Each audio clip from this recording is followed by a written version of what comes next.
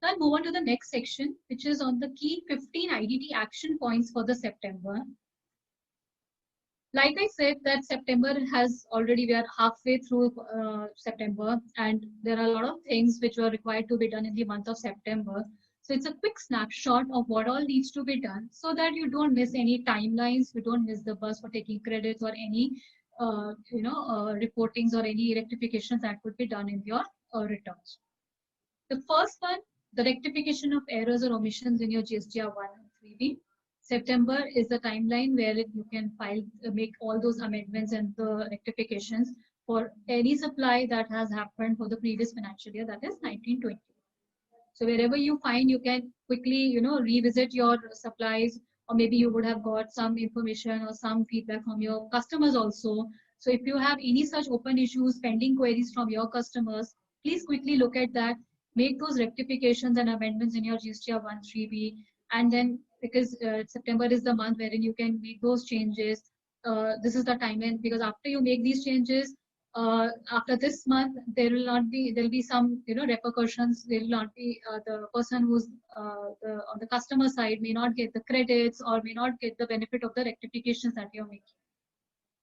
Second important thing is issuance of the credit note.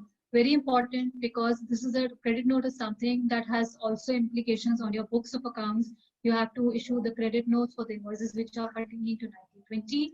Please take out any of those such scenarios, and specifically those cases where you are giving discounts, you are having any trade discounts or incentive schemes that you are running. Those types of transactions you need to highlight, pull them out, issue the credit note so that you don't end up paying extra taxes, because you'll not get the adjustments of the taxes that you have paid on the invoices if these credit notes are not issued within this month and reported in your September filing.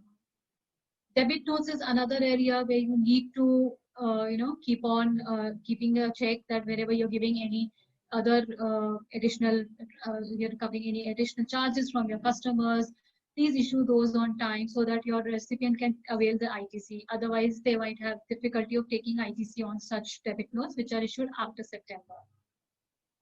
The fourth one is again very important for every business which is running today, availment of ITC. Wherever you have missed on any ITC of any invoices or any debit notes, please quickly go back, look into those invoices. Wherever you had doubts, you were not able to take it within the period of that financial year. Today is the time, September is the time when you can take.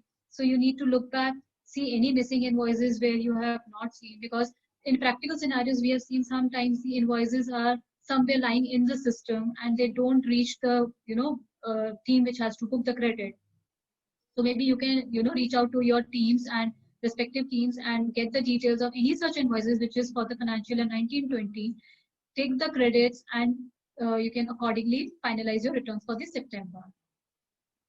Then comes GST audit. We know this is the timeline that has been given by the government, 30th September. We are hardly left with 12 days for the month, and please, quickly finalize your audits. Whosoever is doing the audit for your organization, provide them all the information on timely basis. Try and close it as soon as possible, because till date we have not heard any extension news, and let's not wait for the last days. Please be prepared for your audits, and so that you don't miss your any timelines. Common ITC calculation is again a very important aspect, because you would have done some calculations, ITC reversals, and then you would have, by the end of the year, there would be some finalizations of those reversals.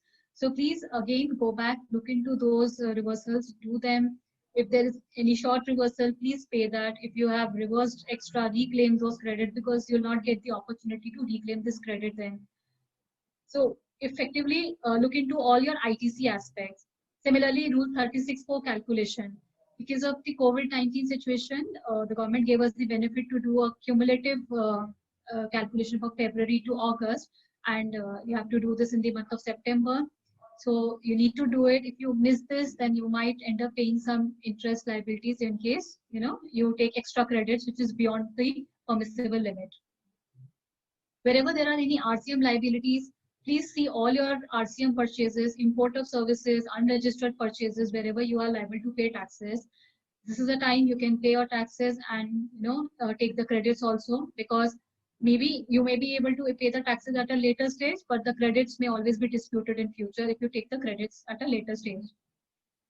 If you have any compliance appeal, show cause notice, etc., for any previous law, pre-GST regime, excise, customs, etc., and the due dates for which were due from 20th March to 29th September, 30th September is the deadline. Please quickly go back and see if you are still having some pendencies. 30th September is the last extended deadline by which we can file those appeals. Otherwise, again, you face the rigors of non-compliances. Another requirement that has come up from the law is about the e-invoicing, and the government has declared 1st October as the date for go live for the businesses having turnover more than 500 crores.